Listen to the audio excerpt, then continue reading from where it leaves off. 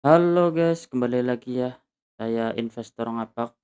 Di video kali ini saya akan menganalisa ya secara teknikal. Yang pertama ada saham PTRO ya, yang dimana saham PTRO di perdagangan hari ini ya, hari Senin dia ditutup menguat 3,30%, close di harga 5.475.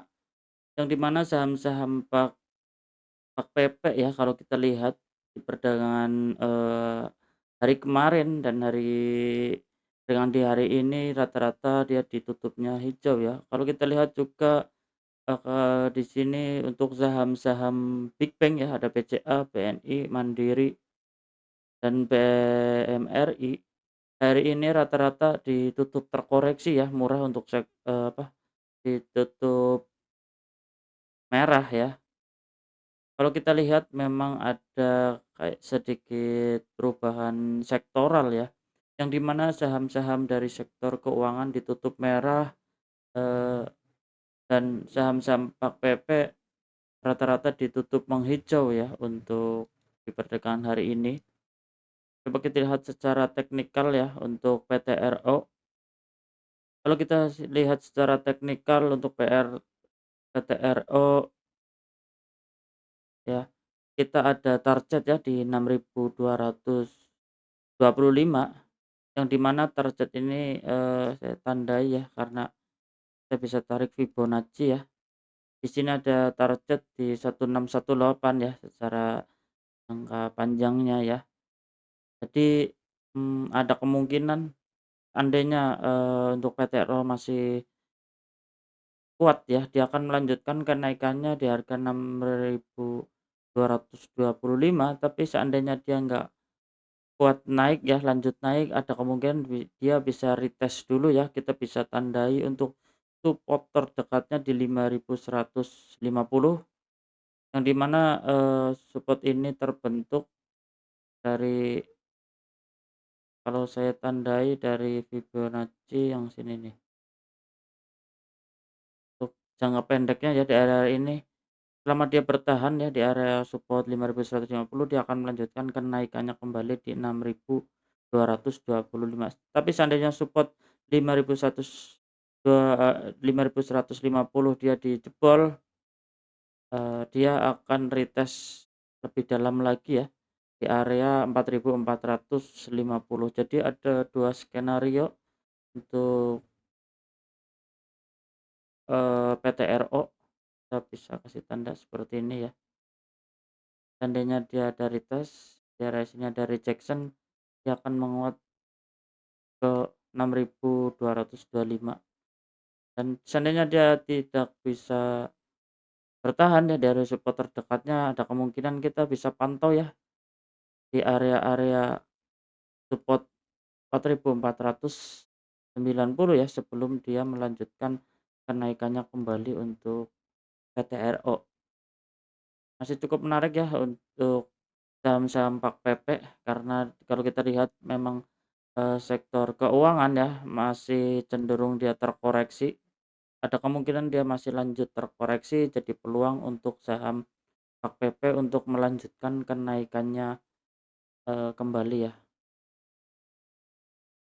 Kita coba lanjut untuk cuan ya, yang di mana cuan di perdagangan hari ini ya, hari Senin dia ditutup menguat 3,14%, ya close di harga 1.640.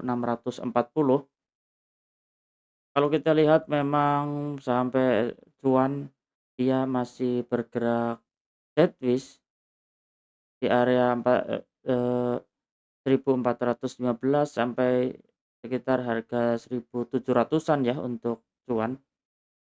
Kalau kita lihat memang di perdagangan hari ini, stokastik masih menghadap ke atas, jadi kita bisa pantau ya untuk besok dia lanjut naik. Ada kemungkinan dia masih lanjut naik ya untuk mengejar resisten terdekatnya di 1.700-an ya. Kita bisa pantau, dan untuk besok seandainya dia turun kembali, kita bisa tunggu di area support terdekatnya di 1.400-an ya. Kalau kita lihat memang ada sedikit sideways ya. bentuk cuan, kita coba lanjut di saham brand.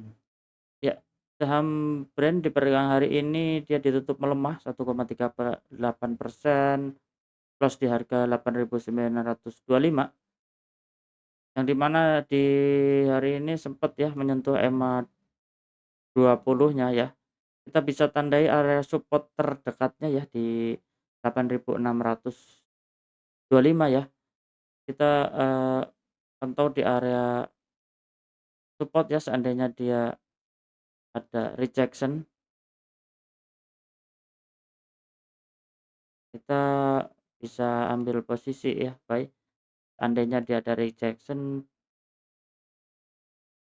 di area ini, kita bisa ambil posisi. Tapi seandainya dia jebol support, eee, ada cenderung dia melemah ya untuk kembali lagi ke support 8.250 ya. Kita bisa pantau dulu ya untuk saham brand seperti apa ya, karena dia berdekatan dengan support di sini ya, EMA 20 juga kalau kita lihat. Kita coba lanjut untuk saham CDIA.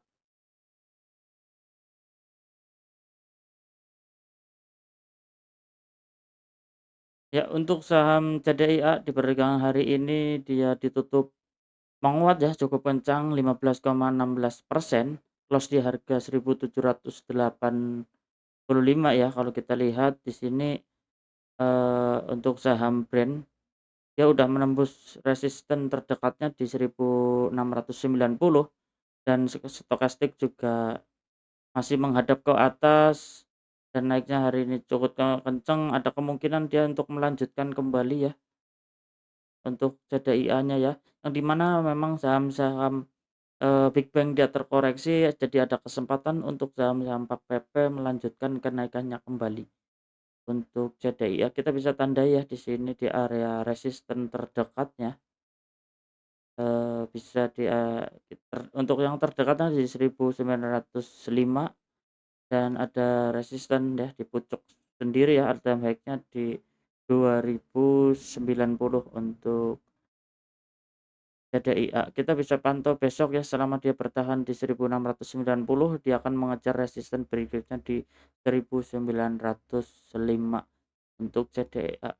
Kita coba selanjutnya ada MDKA ya, yang di mana dia juga ada anak usahanya yang mau IPO ya, saham emas, masih satu grup. Kalau kita lihat ya, hari ini dia naik cukup kencang 5,88%, close di harga 2.520. Kita bisa tandai ya area support terdekatnya di 2.350, dan kita bisa tandai juga resisten terdekatnya di 2.820. Kalau kita lihat ya, memang secara jangka menengahnya dia, eee, bullish. Kalau kita lihat, kita bisa kasih garis trendline di sini ya, dari garis trendline. Ya, kita bisa tanda di support, kita bisa tarik ya, memang dia ada pantulan ya di area-area support trendline-nya ini.